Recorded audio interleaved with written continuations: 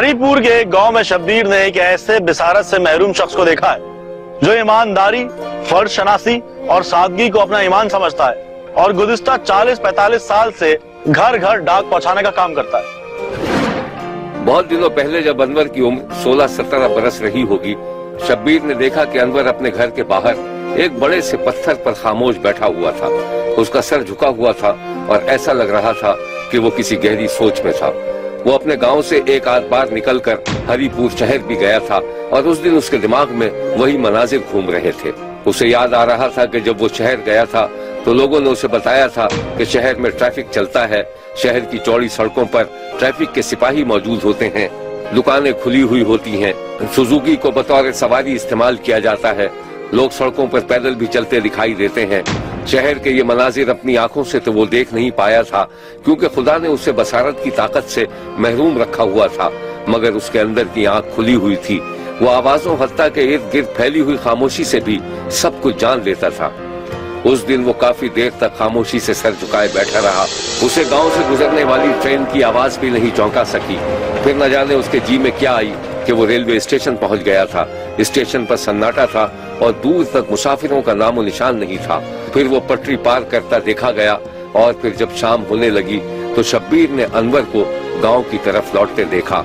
रास्ते में बहते हुए शफाफ चश्मे से गुजरकर जब अनवर अपने गांव लौटा तो गांव के और लोग भी लौटते दिखाई दे रहे थे। ये एक पहाड़ी गांव था जिसमें कच्चे पक्के मकानों के आसपास कांटेदार झाड़ियां उगी हुई थीं। गांव चढ़ाई पर था। शब्बीर ने देखा कि वक्त पर लगाकर उठ गया और नौजवान अनवर 60 साला हाफिज चाचा में तब्दील हो गया था। हाफिज चाचा उस दिन अपने गांव में मौजूद था। उफक पर बादल छाए हुए थे जैसे बारिश होने वाली हो, मगर हाफिज चाचा के चेहरे पर शब्बीर को एक सोचता हुआ शख्स नजर आया, बिल्कुल वैसा ही जैसे बहुत दिनों पहले शब्बीर ने चाचा को नौजवानी के आलम में देखा था। चाचा अनवर न सिर्फ खुद बसारत से महरूम था बल्कि उसके वालिदैन की आंखों में भी रोशनी नहीं थी। बाप के इंतकाल के बाद 7 बहन भाइयों का बोझ अनवर पर आया तो मेहनत मजदूरी शुरू कर दी थी। फिर पता नहीं कब, कैसे और इंतहाई मामूली तनख्वाह पर पोस्टमैन भर्ती हो गया और लोगों के घरों में डाक पहुंचाते देखा गया। शब्बीर को हाफिज चाचा के भतीजे ने बताया था कि अपने बच्चों की परवरिश के लिए हाफिज चाचा ने डाक का काम करने के साथ साथ अनाज पिसवाने की भी मजदूरी की है। शब्बीर को गांव के लोगों ने बताया था कि हाफिज चाचा मेहनत मशक्कत पर यकीन रखता है। वो रोजाना गले में थैला डाले अपने घर से निकलता है।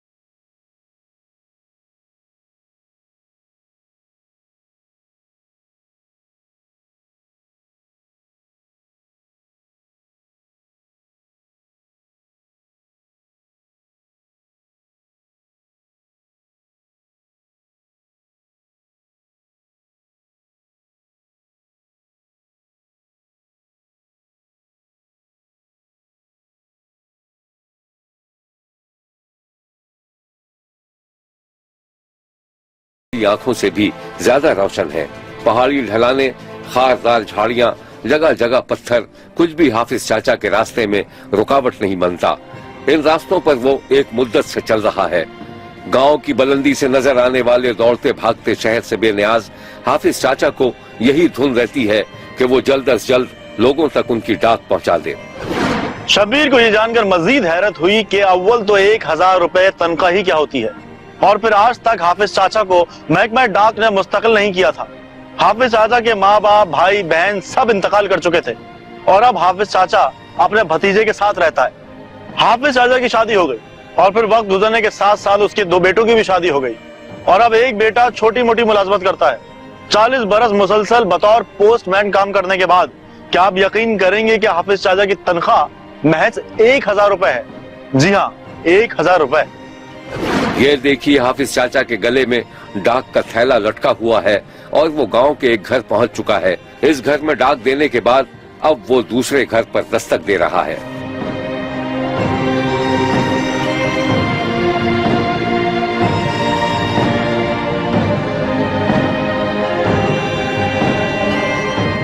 हाफिज चाचा डाक बांटते बांटते थक जाता है तो कहीं रास्ते में थक कर बैठ जाता है, अपना सांस दुरुस्त करता है, पड़ोस के लोगों से गपशप लगाता है और फिर दोबारा अपना काम जारी रखता है। हाफिज चाचा का मामूल है कि वो घर से निकलकर डाक खाने के मुंशी के पास जाता है, जो उसे एक तरतीब से डाक का बंडल थमा देता है और फिर हाफिज चाचा अपने काम पर निकल जाता है। शब्बीर को गांव के लोगों ने हाफिज चाचा के बारे में बताया था कि हाफिज चाचा कनात पसंद है, मगर 1000 रुपए तनख्वाह किसी मजाक से कम नहीं। हाफिज चाचा को महकमे डाक में नौकरी कैसे मिली, कब मिली, इन तमाम बातों पर पर्दा पड़ा हुआ है, मगर हाफिज चाचा आज भी अपने फराइज पूरे कर रहा है। ये है हाफिज चाचा के रिश्तेदार और महल्ले वाले।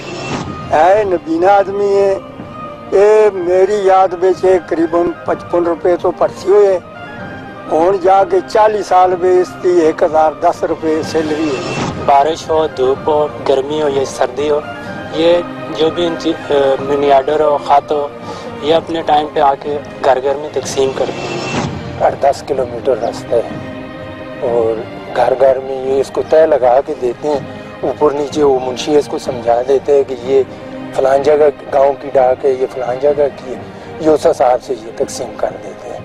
और नबीना है ये बिल्कुल। असां दी तनख्वाह जिहड़ी है जी बधांदे बधूंदे हुण नहीं ते 1040 ते बस चलदा ते है। हुण इस ते तक गुजारा बहुत मुश्किल है कि गड्डियां उतावां जुलां ते कम से कम भी 3000 रुपया किराया लगदा है जी। कोई ग्रां में मातम भी होवे फिर भी मैं जुलदा जी ड्यूटी अपनी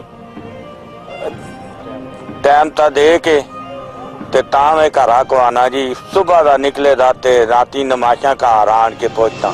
शब्बीर ने हरीपुर शहर से 30 किलोमीटर दूर जिंदगी की तमाम सहूलतों से महरूम गांव में रहने वाले मेहनतकश 60 साला हाफिज चाचा के बारे में कहा है कि चाचा ने पूरी जिंदगी सादगी और ईमानदारी से गुजार दी, लेकिन उसकी नेक नियति और ईमानदारी का उसे ये सिला दिया गया कि आज उसका कोई पुरसाने हाल तक नहीं।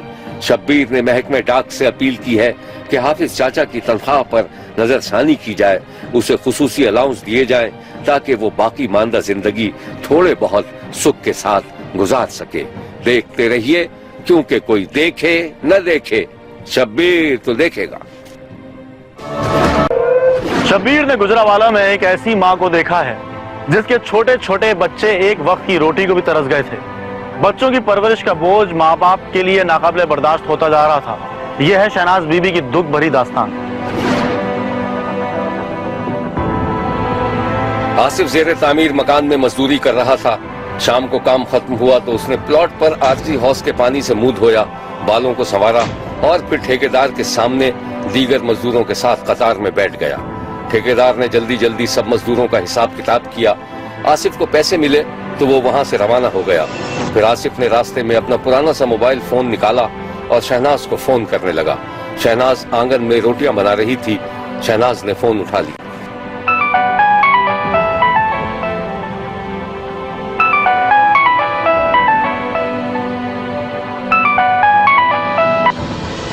हेलो, कहाँ था तू आज सारा दिन से? तूने कोई फोन ही नहीं किया। हाँ तो कैसे करता, टाइम ही नहीं मिला। मजदूरी नहीं करता क्या? अच्छा, अब मुझे ये बता करना क्या है? अरे करना क्या है, देख मेरी बात सुन। घर वाले तो कभी नहीं मानेंगे, उनसे तो बात करना ही बेकार है। तो फिर क्या, हम चल के कोर्ट मैरिज कर लेते हैं। वो क्या होती है? अरे तू भी ना, जज के सामने भी शादी होती है। लेकिन तू मुझे रखेगा कहाँ? तेरे घर में तो तेरे बहन भाइयों का टब्बर है। अच्छा एक काम कर, तू अभी आ सकती है घर से बाहर? हाँ, मगर क्यों? तो फिर तू ऐसा कर, आजा, मैं भी 10 मिनट में वहाँ पहुँचता हूँ। मैं तुझे घर दिखाता हूँ। घर? हाँ घर, मैंने घर किराए पे ले लिया है। चल ठीक है।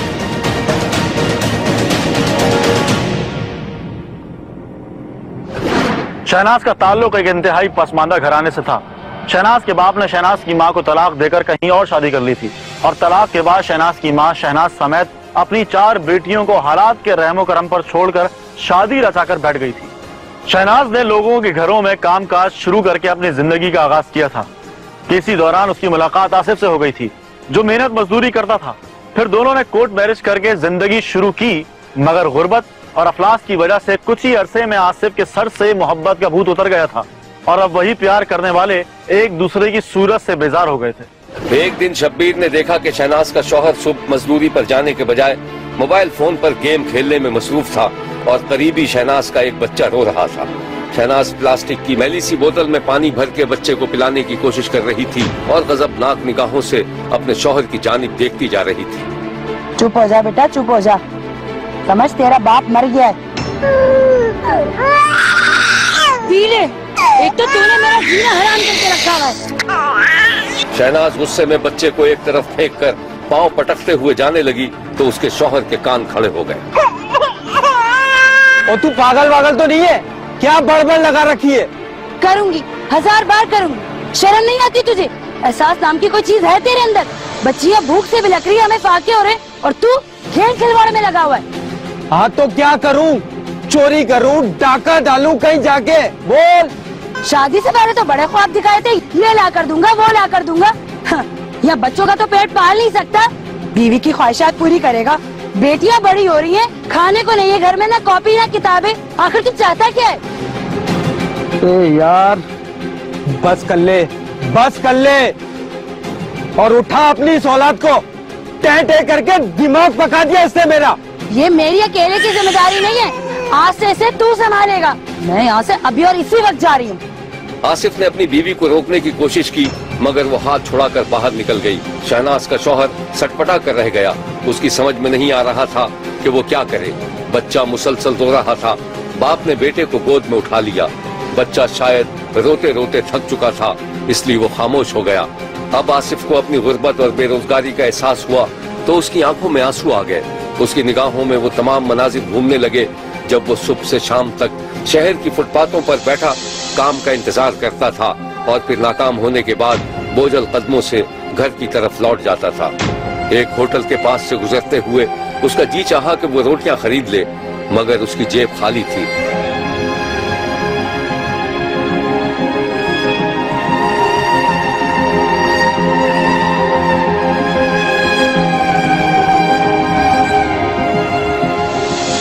आसिफ टहला टहला कर अपने बच्चे को सुलाने की कोशिश करने लगा और उधर शब्बीर ने देखा कि शहनाज महल्ले में मौजूद दूध की एक दुकान पर खड़ी थी। वो 1 किलो दूध दे दें।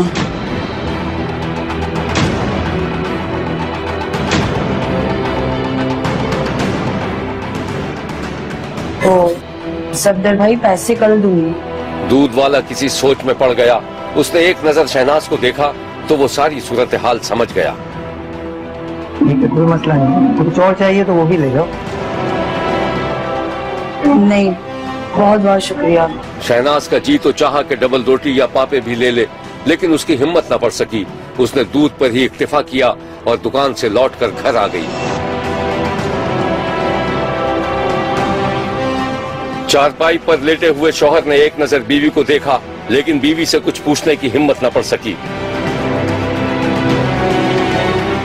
शहनाज ने दूध एहतियात से एक तरफ रखा और बच्चे के पास लेटकर सोने की कोशिश करने लगी।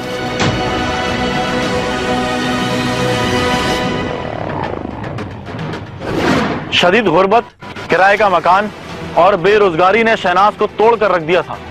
2 बच्चियां स्कूल जाने की उम्रों तक पहुंच गई थीं और 2 बच्चियां अभी गोद में थीं। शौहर की मुसलसल बेरोजगारी और रोज रोज के झगड़ों ने शहनाज का जहन माऊफ करके रख दिया था। फिर एक दिन शहनाज ने दिल पर पत्थर रखकर फैसला कर लिया। शब्बीर ने देखा कि शहनाज एक लड़के के पास बैठी थी जो कोई दरखास्त लिखने में मसरूफ था। लड़के ने दरखास्त लिखकर शहनाज के हवाले कर दी। ये लो खाला, लिख दी दरखास्त। बहुत बहुत शुक्रिया बेटा तुम्हारा।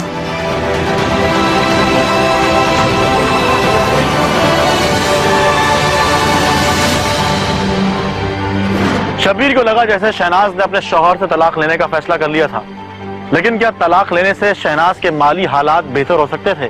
ये वो सवाल था जिसने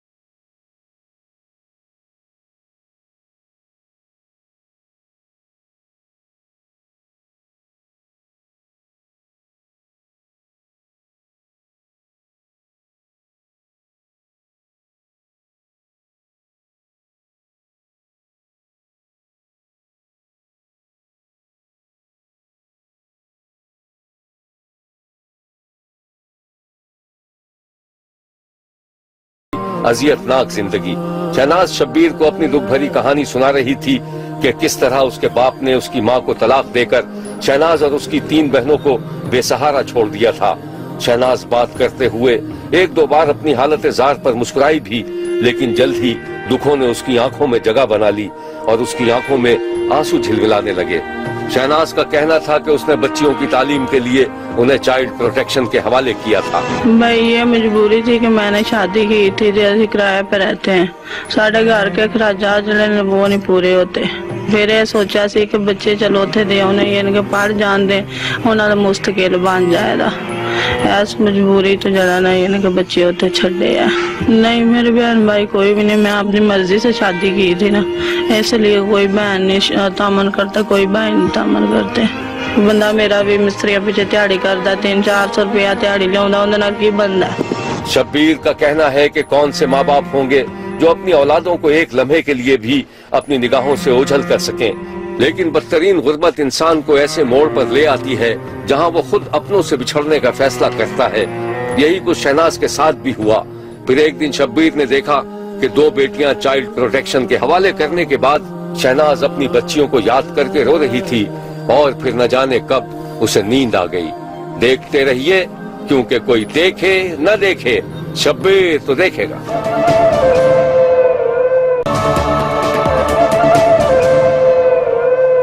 शब्बीर का कहना है कि बाज़ औक़ात एतमाद के रिश्ते भी इंसान को ऐसा धोखा देते हैं कि इंसान दंग रह जाता है। ब्यूटी पार्लर में काम करने वाली कराची की रिहायशी एक 20 साला लड़की भी ऐसे ही हालात से गुजर रही थी। आप भी देखिए। शब्बीर ने एक दिन देखा कि अफ़ान नाई की दुकान में किसी गाहक की हजामत बना रहा था कि इतनी देर में उसकी जेब में रखे हुए मोबाइल फोन पर मैसेज की टोन सुनाई दी। अफ़ान ने कैंची हाथ से रखी और मोबाइल फोन जेब से निकालकर मैसेज पढ़ने लगा। ये किसी शाहीना नामी लड़की का मैसेज था जिसमें शाहीना ने इंतहाई गमो गुस्से का इजहार किया था। अफ़ान मैसेज पढ़ता जा रहा था और उसके चेहरे का रंग उड़ता जा रहा था। तुम्हारा दिमाग तो खराब नहीं हो गया? कल आधी रात को तुमने जो इंतहाई बेहुदा मैसेज मुझे भेजा था, कहो तो तुम्हारी अम्मा को दिखा दूं? तुमको शर्म नहीं आती क्या? और तुमको आखिरी बार समझा रही हूँ, ताकि तुम खुद समझदार हो। अफ़ान ने मैसेज पढ़कर जवाब लिखना चाहा, लेकिन गाहक ने उसे टोक दिया। ओ भाई, दिमाग खराब हो गया क्या? मोबाइल बाद में यूज करना, पहले मुझे फारिग करो। गाहक को बरहम देखकर कोने में बैठे हुए दुकान मालिक ने अफ़ान को डांट पिला दी। करीम, क्या बोल रहा है गाहक? काम पे ध्यान नहीं तुम्हारा? हाँ उस्ताद कर रहा हूँ। 2 मिनट इंसान सब्र नहीं कर सकते हैं।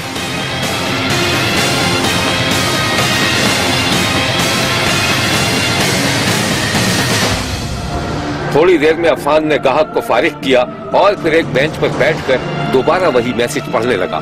फिर उसने मैसेज लिखकर उसे भेजना चाहा तो वो ब्लॉक कर दिया गया था। अफ़ान के चेहरे पर गुस्से और झुंझलाहट के आसार थे।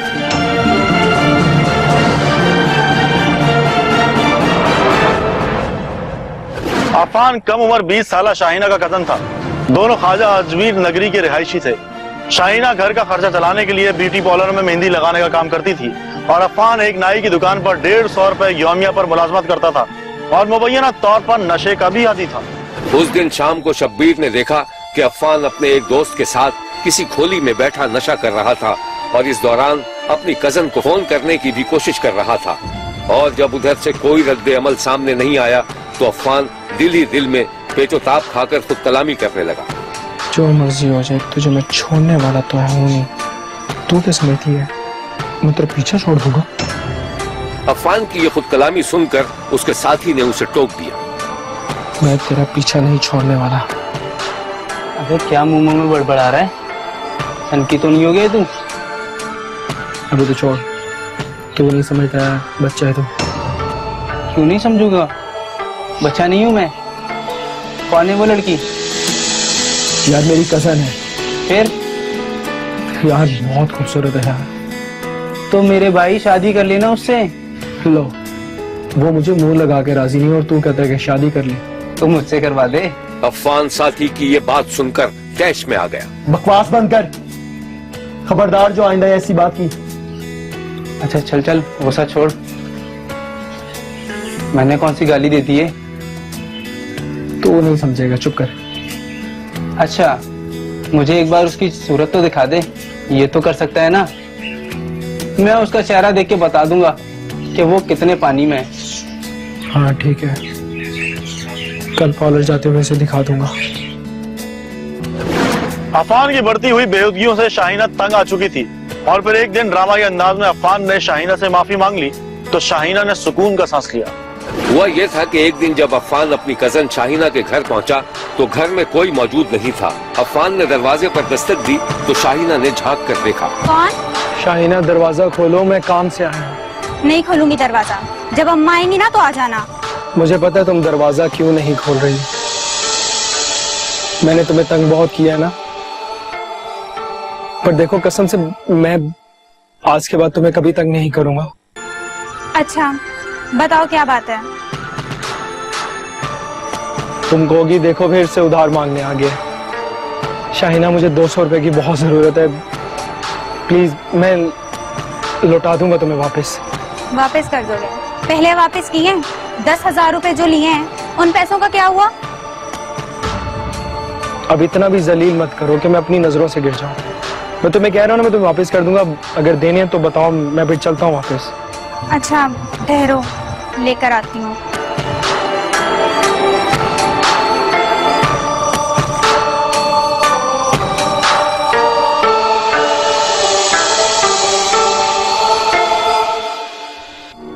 अफान के रवैये में भी खासी तब्दीली आ चुकी थी। शाहीना ने भी उसे माफ कर दिया था और अब वो अक्सर शाहीना के घर आने जाने लगा था।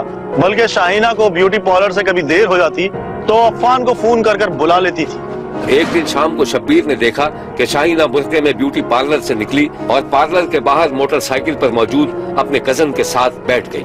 अफान भाई आज देर हो गई थी, तभी मैंने आपको फोन कर दिया था। हाँ कोई बात नहीं, वैसे भी मैं फारिग था। आओ चले। अफान भाई मार्केट भी रुकेंगे थोड़ी देर, मैं सब्जी लेती जाऊँ, पता नहीं घर में कुछ है कि नहीं। हाँ बिल्कुल ठीक है, चल। फिर शब्बीर ने देखा कि अफान ने एक सब्जी वाले के पास मोटरसाइकिल रोककर शाहीना को उतार दिया। शाहीना ने सब्जियां खरीदी और फिर मोटरसाइकिल पर दोबारा बैठकर घर आ गई। अफान भी मोटरसाइकिल खड़ी करके घर के अंदर चला गया।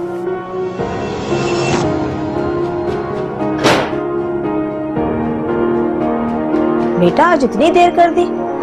हाँ अम्मी, आज जरा काम ज्यादा था, मैंने फोन कर दिया था, यही लेकर आया मुझे। अच्छा बैठो। और ये क्या लेकर आई हो? सब्जियां लेकर आई थी। मैंने तो खाना पका लिया। अच्छा ऐसा करो कि ये रख दो ले जाके, कल बना लेंगे। चलिए ठीक है। अच्छा अम्मा मैं चलता हूँ। अल्लाह हाफिज।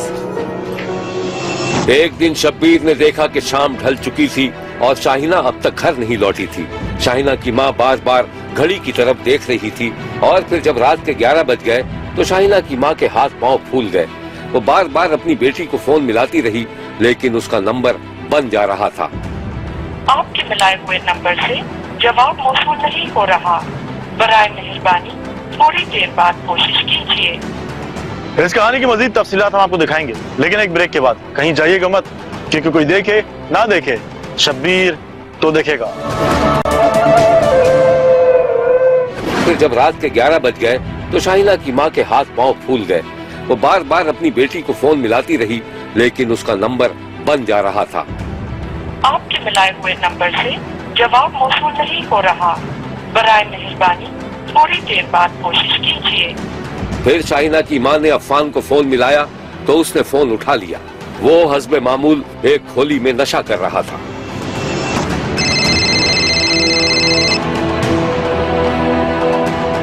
हाँ माँ, खैरियत तो है? इतनी रात को तेरा फोन आया? हाँ बेटा, क्या करूँ, तुम्हें परेशान किया इस वक्त मैंने। बेटा बहुत देर हो गई है, अभी तक शाहिना घर नहीं आई है काम से। जरा कॉलर जाके मालूम कर लो बेटा, मेरा तो दिल ही बैठा जा रहा है। हाँ माँ, मैं देखता हूँ, तू परेशान मत हो। ठीक है बेटा, जा चला जा, बड़ी मेहरबानी होगी तेरी। जल्दी बताना बेटा, मैं इंतजार कर रहा हूँ। शब्बीर ने देखा कि अफान खोली से निकला, मोटरसाइकिल स्टार्ट की और फिर शहर की सड़कों पर चक्कर लगाकर शाहिना के घर पहुंच गया। शाहिना की मां उसे दरवाजे पर ही मिल गई। करीम बेटा, कुछ पता चला?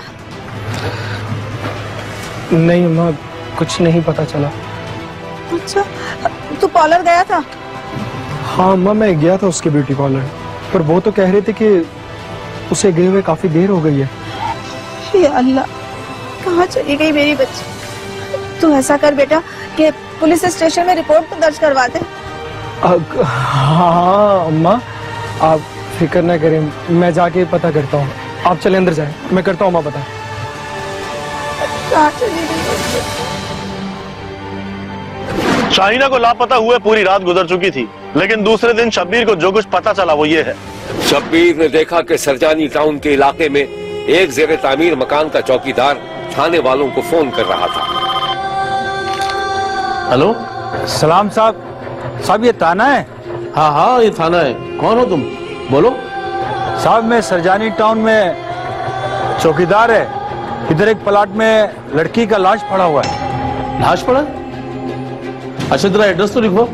चौकीदार ने पुलिस को जाए वकू के बारे में बताया तो थोड़ी देर में शब्बीर ने देखा कि पुलिस एक एम्बुलेंस लेकर जाए वकू पर पहुंच गई। फिर शब्बीर ने एक लाश को स्ट्रेचर के जरिए एम्बुलेंस में मुंतकिल करते भी देखा। यह शाहिना की लाश थी जिसे किसी ने दुपट्टे से गला घोंटकर कत्ल कर दिया था। यह खबर जब शाहिना की मां को पता चली तो कयामत आ गई। शब्बीर ने देखा कि शाहिना का कजन अफान मोटरसाइकिल से उतरा तो शाहिना के घर के अंदर चला गया।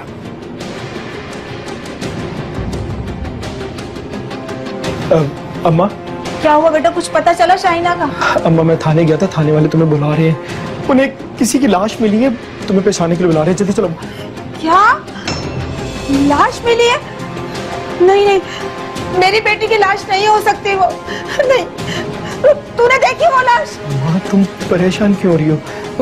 मैं जानता हूँ कि वो हमारी शाहिना की लाश नहीं होगी। तुम मेरे साथ चलो माँ, बुला रही है तुम्हें। हाँ चलो, हाँ चलो। फिर शब्बीर ने शाहिना की मां और अफान को मोटरसाइकिल पर एधी सर थाने की तरफ जाते हुए देखा। ये शाहिना की लाश थी। एक नेक और मेहनतकश लड़की को किसी ने कत्ल कर दिया था। किसी को मालूम नहीं था कि कातिल कौन है। दूसरे दिन शाहिना की तदफीन कर दी गई। शब्बीर ने देखा कि थानेदार अपने मातहतों से शाहिना के कत्ल के बारे में राय तलब कर रहा था। पुलिस शक की बुनियाद पर शाहिना के कजन को थाने ले आई थी। तफ्तीश के दौरान अफान ने जो कुछ बताया था वो ये है। सर, उस शाम मैंने सबा को ब्यूटी पार्लर से लिया, उसके बाद मैंने उसे आइसक्रीम खिलाकर उसके घर छोड़कर चले गया था। मगर वो तो ख्वाजा अजमेर नगरी में रहती है, सरजानी तो बहुत दूर पड़ता है। सर, सरजानी से मुझे कुछ काम था, फिर मैंने उसे घर छोड़ दिया था। तो कत्ल तूने ही किया है ना फिर? नहीं सर, जी। क्यों किया? सर, गलती हो। अफान ने एतमाद बहाल करके शाहिना से ताल्लुकात ही सिर्फ इसलिए ठीक किए थे कि वो उस पर बुरी नजर रखता था। और फिर एक दिन इस एतमाद के पर्दे में वो उसे सरजानी टाउन के खाली प्लॉट पर ले गया और फिर मुबैना ज़्यादती के बाद दुपट्टे से उसका गला घोंटकर उसे हलाक कर दिया था। शब्बीर को शाहिना के महल्ले पड़ोस वालों ने बताया था कि वो एक इंतहाई अच्छी और बाकिरदार लड़की थी, अपने घर वालों के लिए मेहनत मजदूरी करती थी। शब्बीर ने शाहिना के सफाक कातिल को इबरतनाक सजा देने का मुतालबा किया है। देखते रहिए, क्योंकि कोई देखे न देखे, शब्बीर तो देखेगा। शब्बीर का कहना है कि वो देख रहा है और मुसलसल देखता रहेगा। मुल्क भर से मजीद कहानियों और उनकी तफसीलात के साथ फिर मुलाकात होगी। देखना ना भूलिएगा, क्योंकि कोई देखे ना देखे, शब्बीर तो देखेगा।